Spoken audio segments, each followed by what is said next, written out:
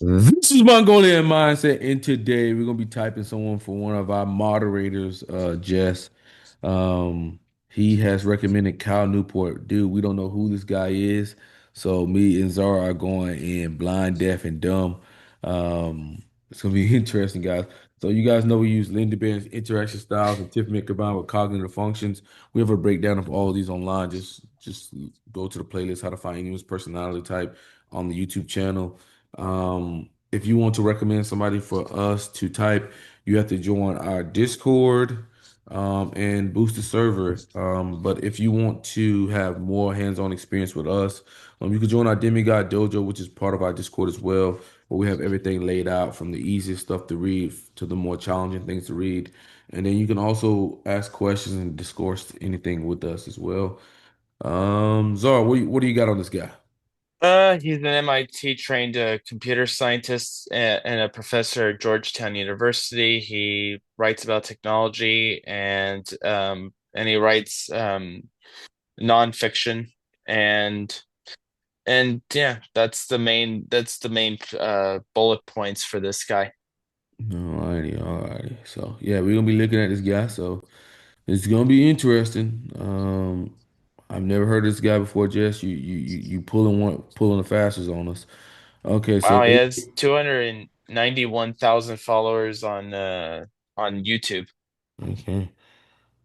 So Kyle Newport, they have him as an INTJ, not with a lot of votes. Okay. Behind that is ISTJ. So it's gonna be interesting. So I think he's systematic and direct. All right, guys. So That's INTJs are direct. They're initiating the process, progression, or journey focus. They're they're res pragmatic, systematic. INT yeah, responding, not Oh, initiating. oh shit, my bad. Yeah, thanks for that. Responding. They're abstract too, guys. So they care about the what ifs, not the what is. That's the Hmm. concrete. They're TEFI, so they're gonna be using empirical data, and SENI, so they're gonna be more about referencing um, outside of themselves versus SI, which is self-referencing. They're also gonna be talking about the implications of foreseeing the vision that they have. Okay. So if he matches that, we'll go and type him INTJ. If not, we'll find this real personality type here. Like we said, we know nothing about him. Me and Zara going in blind as a fucking bat. Podcast. Oh, yeah. Thank you. Really cool, for a one-stop shop for understanding productivity and where it's at and your history. I was hearing you try and use some example of the Cretaceous period for how email got introduced or I something. was geeking out on that one. Yeah, Yeah. Yeah. The KT boundary yeah, that's it. and email. Yes, Dinosaurs and email. Yeah. dinosaurs and email I was as having it some I fucking heard this voice before. I don't know who has this voice, but I've heard it before. God damn it. fun with that one. as it always does. Talk to me about what the problem is with our current definition of productivity. Well, it's a bad one, right? I mean, I think that's what's going on is that in knowledge work, what happened is, I went back and dug up this history, right, to try to understand. Oh fuck, this ISTJ. You get the knowledge work as a major sector begins to emerge I've roughly heard this voice before. I don't know who it is. I can't pull it out of my brain, but I've heard it before. He's ISTJ. mid 20th century. When it emerges, there's this question of, okay, how are we going to measure the productivity of people? I mean, in other words, And how are we a going to actually Measure the productivity of people. T. TE. manage people? He's already talking about going into past SI. This is a harder question you would think, right? Because before the knowledge You sector would arose think as a major, TE go As it back. always God does. damn it. Talk to me about what the problem is with our current definition of productivity. well, it's a bad one, right? I mean, I think that's what's going on is that in knowledge work, what happened is, I went back and dug up this history, right, to try to understand. I went back and dug up SI. this history, SI. You get the knowledge work as a major sector begins to emerge roughly mid 20th century. And a When it emerges, there's this question of, okay, how are Mhm. we going to measure the productivity of people? I mean, in How other we gonna measure TE. the productivity, words, how TE? are we going to actually manage people? This is a harder question you would How we gonna TE. manage people, TE? think, right? Because before the knowledge Harder than people think, TE. sector arose as a major thing, what did you have as the major thing in the economy? It's the industrial sector, Direct. right? And Yes. it can be productivity He's killing us with this one, huh? in the industrial sector. It's quantitative. It's Model Ts Quantitative, that's TE. empirical data. produced per labor hour input, right? You had a number Per labor hour, TE. God damn. you could He's measure. spamming You could it. change the way you did it, Measure, change, right? Let's all move from the this. craft method to the assembly line and see that number go up and say, this is better. Assembly line system. But in knowledge work, none of Systematic. that works anymore, right? Because I'm working on 7 different things. It's different than what you're working on. How I'm doing the work is kind of up to me. I have my own private sort of organizational system. So there's no clear thing that we can improve or mess around with. So we don't have a good old-fashioned definition of productivity. So what do we do in that space? We said, well, we'll just use visible activity as a proxy for useful effort. It's like if I see you doing stuff, that's better than you not doing stuff. And if we need to do better, let's do more stuff, like get there earlier. Let's work later. I call that pseudo productivity. That's implicitly been what has been driving knowledge work activity for at least 70 years. You asked your readers or listeners, I think, to try and define productivity. This is a community of people that have come together to watch a show specifically on productivity, and they failed to come up with a good synthesis for what they meant by the thing they're interested in. No, they couldn't do it. Here's what most people did when I asked them. They basically just summarized what their job was.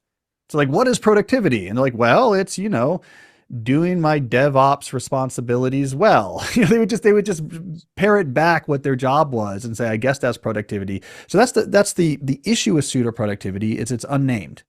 So we don't actually recognize or admit this is what we're doing, which is just activities better than non-activity. So we can't fix it because we don't know there is something to fix. But my big argument is that pseudo productivity went off the rails once we had computers and networks and emails and laptop, and work could follow you anywhere, and you could demonstrate activity anywhere you were at any time.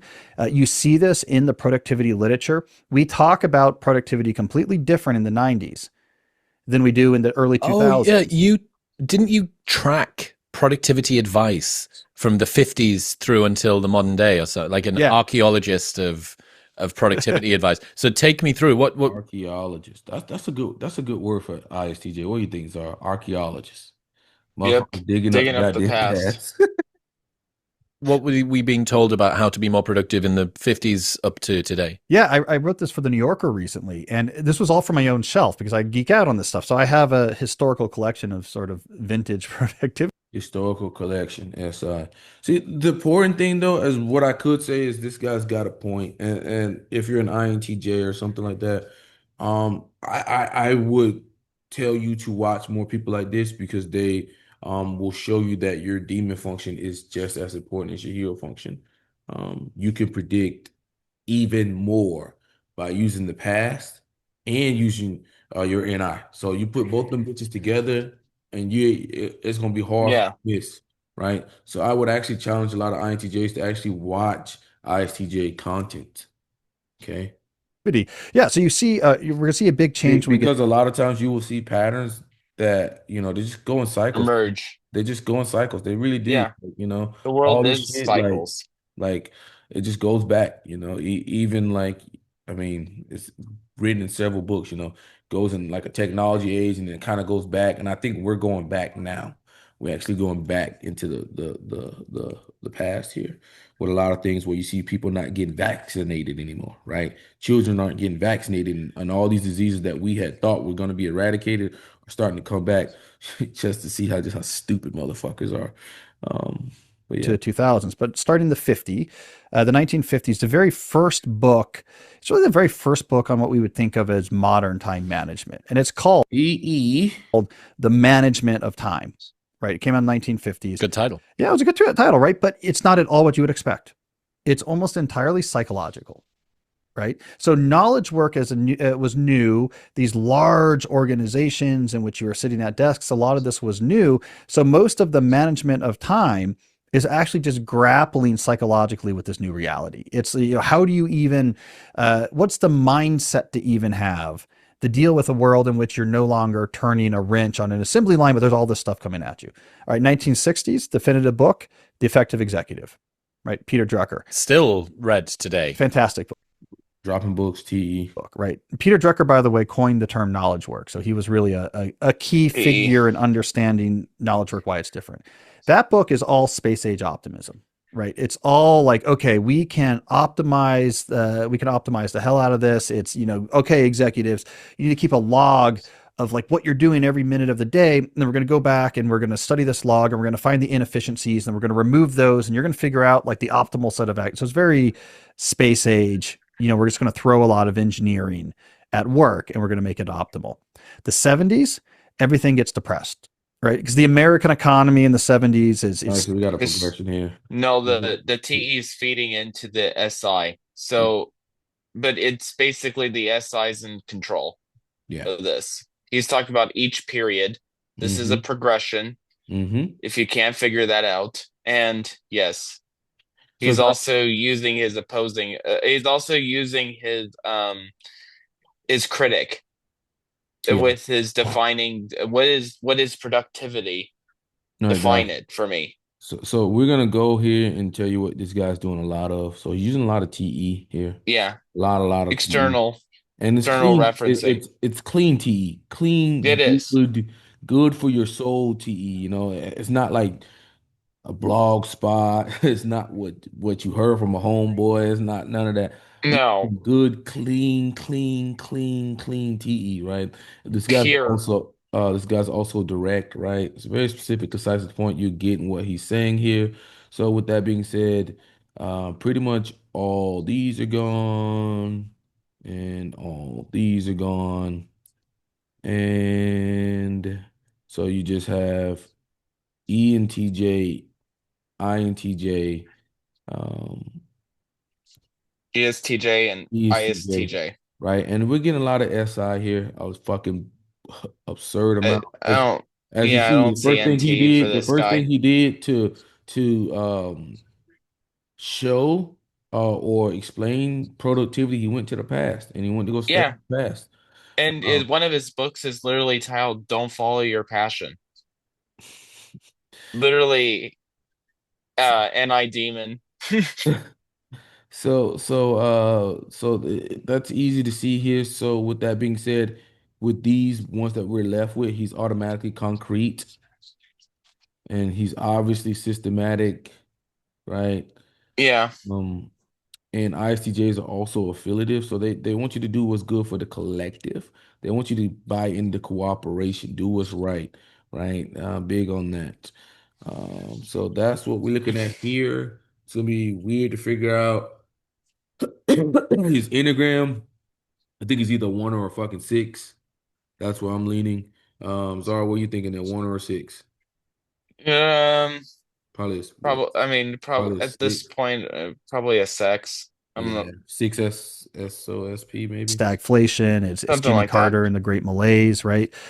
So everyone is in a bad mood, and so the 70s book I have is just A, B, C through Z, so it's alphabetical, and for Okay, so TE again. every letter, it just has some things relevant to the office that start with that letter, and then they give you a couple paragraphs. Like B, briefcases. Well, this is what you should look for in your briefcases. A, alcohol, because they Pro, anti. well, it's clear from that entry that they were drinking a lot at work. When you see the advice, it was, Hell yeah. it was like, I don't know, maybe not have that third martini at lunch. That was the advice? That's something like that. Wow. W, I'm not making this up, wastebasket tree. Wastebasket tree. Waste basketry. Yeah. Right, like the art of building waste baskets and How where they many should be waste baskets positioned. to have, like what yeah. So anyways, there was no ambition in the 70s. So it was just like, let's just, all right, how do you keep procedural? Procedural. Yeah. Then you get to the 80s and 90s. Now it's Stephen Covey. Right. So 80s and 90s, right now we're thinking Wall Street, right? We're thinking the American consumer boom, the economy. We're thinking TE. Starts booming, right? And so now you get 7 Habits of Highly Effective People. That's in the 80s. First Things First in the 90s. TE. These are all about work as self-actualization, right? And so Covey is like, here's what we're going to do. It's incredibly optimistic. You're going to figure out what matters to you in life and all your different roles. We're going to write those down, and we're going to optimize everything you do in the day, all aimed towards like actualizing your biggest goals in life, right? When we're going to figure out these complicated systems for selecting and tracking your time, all aimed at like accomplishing your deepest ambitions, and not just in work, but like at home and in like your religious communities. Covey was a religious Mormon, etc. Then we get to the 2000s, and this is where the shift happens. So the big book of the early 2000s is Progression. Yep. David Allen, Getting Things Done. Been on the show. He's a Modern Wisdom alumni. He's a legend. Exactly. Now, if you go back and you read Getting Things Done, this is not an ambitious, optimistic Clearly, book. the TE's Like, feeding into the SI. his goal in It's this like, book is like, how can we It's like yeah, but the TE is feeding into like, oh, these books define this period let's go. in the past about what is Work known for me, about bitch. efficiency. It's like work for me, bitch. Work for me, bitch. Yeah. T out here working hard. T out here working Yeah, hard. you- SI. SI in the Yeah. house taking a nap. Like I'm coming outside. He SI right now is the homeboy who shows up and gets all the credit while the other people do all the fucking work. Okay, that's what his SI is doing. I just showed you what motherfuckers to do, where to go. I just point and y'all do it and I come back. Make sure y'all get it done, bitches. basically find some moments of Zen peace among this untamable onslaught, right? The whole thing is like, we can't, it's very nihilistic almost, right? There's this huge incoming onslaught. And what we're going to do is keep this onslaught from colonizing our mind and making us stress. So everything's going to get reduced to next actions. And then with mind like water, so I profiled Alan for the New Yorker. So like he comes from a background in Zen and karate. So he really likes mind like water. You're just going to execute these actions without even having to, you're going to be almost mindless about it. Let's just execute. What context am I going to execute? So it was about just trying to find peace among an onslaught. That's really different. He's a very peaceful man. He's definitely in squared. Definitely in squared. He's part of Yep. the R crew, the in squared crew. He's And a peaceful guy. he- Lives in Ojai. he's an intellectual elite. He's an in squared. Nice. Seems like it works for him. Okay, 2010s. Yeah, but so now this is a big change though, right? Because what happened between the 90s and 2000s is going to be the front office IT revolution, computers, it's going to be email, later it's going to be smartphones, it's going to be Slack. So we get this huge uptick in the amount of work people felt like they had to be doing all the time. And that's when we get this change in tone. Now, when we get to the 2010s, all of the books are on this other side of it, right? Where we are being essentially overwhelmed by this work. How do we survive? And so the big sellers are like Essentialism, my book, Deep Work. You have Keller's One Thing. Like these are all books about trying to combat overload. So you get this big shift from 90s into the 2000s and 2010s. Everything becomes about work is overwhelming us. It's too much. We're burning out. Alan is like, how do we just basically disconnect from the stress of this all and just execute like we're cranking widgets? Me and Essentialism and, you know, Keller's book, we're trying to like, okay, how do we fight back about this? Focus still matters. Don't get overwhelmed. It's almost like a rear guard action, you know, trying to protect the rear as the advancing army is routing you. Like all this is going on. So it's a huge shift. And I think that's because pseudo productivity was fine. Like you could talk about alcohol and wastebaskets and self-actualization until you get computers and emails and laptops and smartphones, and then it began to overwhelm us. So it's like a night and day shift in tone once you get to about 2000. Well, I think what the real thing is going on and with the computers and everything is the productivity you can be productive 24 hours now if you really wanted to. If you wanted to be productive all day, you could literally do it because of the computers, the iPhones, all this. You could figure out some way to be productive, and people are getting overwhelmed because they have the option to do it, right? And some people are going to do it. That's why you see some of these billionaires, they're taking a lot of their work home, and they're getting up like 5 a.m. and doing it all over fucking again and over again and over again. But I think in the past, you didn't have to worry about all of that as much. I think you had less of it, less access, right? With these phones, anybody can call you with a business deal or a proposition or something that's going on. You know, it should never stops.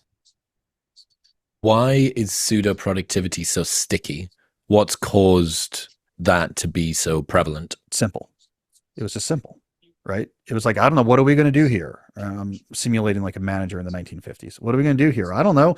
If I see you working, at least I know you're not working. And so it was simple. right? So anything else is more difficult. So we just went with what was simple. The other thing that it's not so it's less that's sticky, it's simple.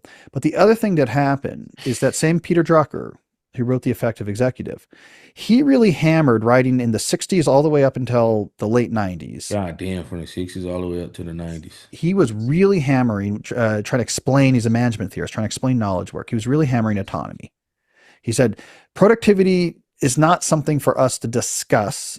Like managers shouldn't be discussing it. It's not our business. It's now personal. Individuals will figure out on their own how they want to manage their business. Knowledge work is not something where, like in a factory, we care about how the work is done. This is up to the individual. So productivity is not a topic of discussion. So Peter Drucker really pushed this idea. In knowledge work, we don't talk about productivity. So in lack of discussion, the simplest thing is going to stick. And the simplest thing was, if I see you working, that's good. Why aren't you answering emails? It's a defensive approach to it. Like if I don't hear from you or see you, how do I know you're not slacking off? So that's, I guess, organizationally how productivity has become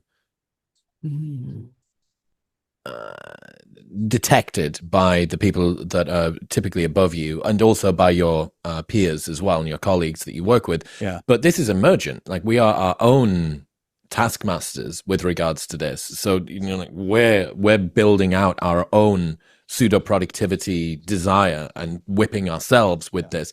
What's the reason? Is it just that this was the only measure of busyness, therefore I'm done with this shit. I can't take no more of this shit. Sorry, Yeah. but I can't take no more of that shit, man. I'm done. ISTJ, I'm just done, dude. Sorry, man. Here I was Yeah. talking about listening to ISTJs and shit. And then I'm just like, bruh, if it's Warren Buffett, I can listen to him. If it's some bullshit talking about productivity, bro, I really don't want to fucking hear it, bro. Fucking get it done. I don't give a fuck how you get it done. I don't give a fuck if you're on drugs. I mean, there's a large difference between like corporate efficiency and individual efficiency. Like, Like get it if you're done. talking about an individual, it's doing the most with the least amount of energy expended. If you're talking about like a corporation, you're talking about doing the most in the least amount of time Hey, possible. yeah, yeah. Just being effective. Like Being, being yeah, effective with having the an time. impact. Like Effectively in having an the impact. yeah, effectively having an impact in a condensed period of time Yeah, or making deadlines. yeah. Yeah. Yeah, But anyhow, I mean, like you could even make deadlines but not be really efficient because you're cramming. yeah. Well, whatever it takes to get it done, I But don't give whatever it a fuck. takes you, yeah, I I don't know. give a fuck But what you that's do. yeah. Like, I don't give a fuck what you do. Just have it done in this time frame, okay? I don't give a Yeah. fuck if you take an hour to do it. I don't give a fuck. I don't give a fuck if it takes you an hour. Just have it done in an hour. I don't give a damn if it takes you a minute. I don't give a fuck how you get it done, how you slice it. I'm not gonna micromanage you. Just get it fucking done. We thinking SPSO or SOSP? SOSP, I'm thinking. SO? You think SO? Okay. I think he's more about the social and then over the preparation. Self-preservation. Okay. Yeah. Subtype here. We are going in square, baby. We got the Czar family here. The Czar and the Thomas family. In square, baby. I think he's above average, ISTJ. Mm-hmm. That's apparent. I mean, obviously he's gonna be crying about getting burnt out. He's running write a book on I'm burned out. My SI's burnt out. Oh, boo-hoo. Um, yeah, I'm Enneagram 3, bro. I ain't got time to hear that shit, man. I ain't trying to hear that shit. Get it fucking done. All right, get back to the factory. Wake up tomorrow, do it fucking again, man.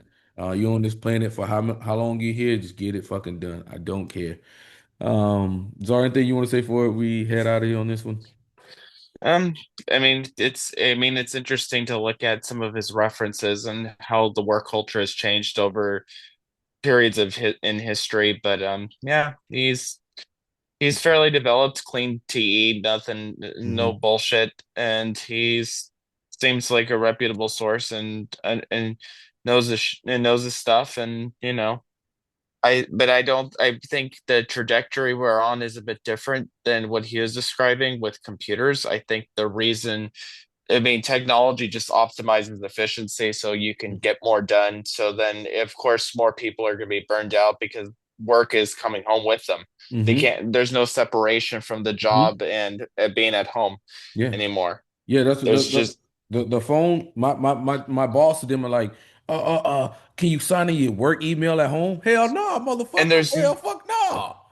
but even like celebrity culture, like it's even different because like used to just have to deal with the news. Now you got comments on Instagram. Now you got Hmm. and it never stops, And and memes it's a brand and it too. just continually spirals, and you can see people celebrities crash out because they see so much dumped at them. You can't just turn off the television and just be away from it. Hmm.